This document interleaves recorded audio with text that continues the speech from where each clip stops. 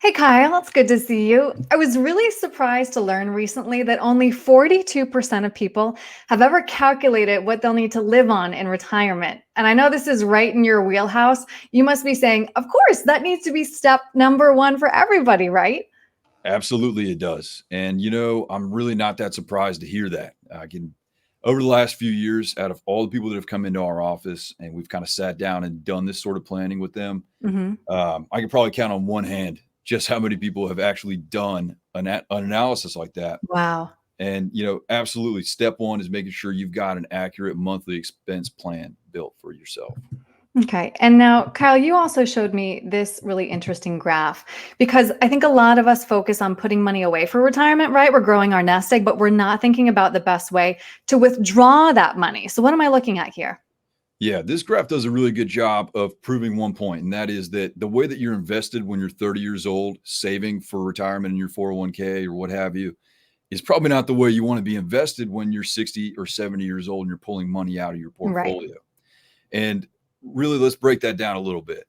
If the market goes down 20 to 30% like it did last year during COVID, um, and you're still contributing to a 401k, you're probably taking advantage of lower prices. You're really not too worried about that market volatility, right? Right. Buying at a discount, really. Exactly. But if I'm 65, 70 years old and I'm pulling $5,000 a month and then I'm down 30% of my portfolio because I never adjusted it, that's a pretty scary feeling. And that's Right. not really where you want to be.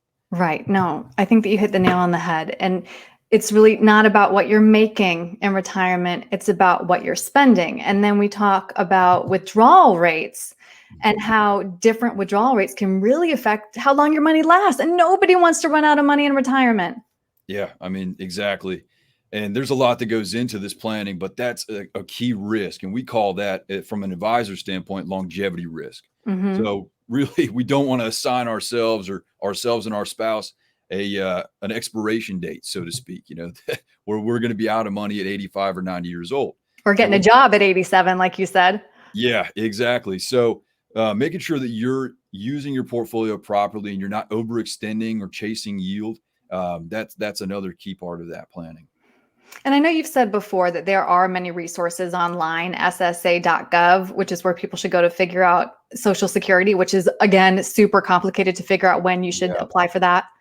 Yeah. So I actually did a little bit of homework, and on ssa.gov, they've got a lot of good resources. Just like you said, if you're about to retire or you're currently retired, you definitely need to go to their website, set up an account. Social Security is a really big deal when it comes to retirement income planning. Right.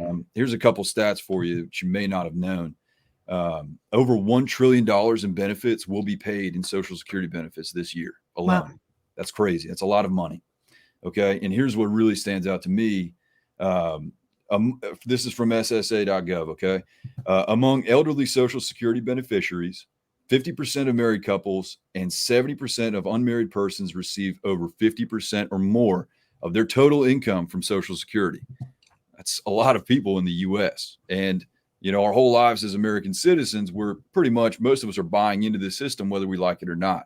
So I Hmm. really do think that we owe it to ourselves and to our families that we do our due diligence and make sure we claim that benefit effectively.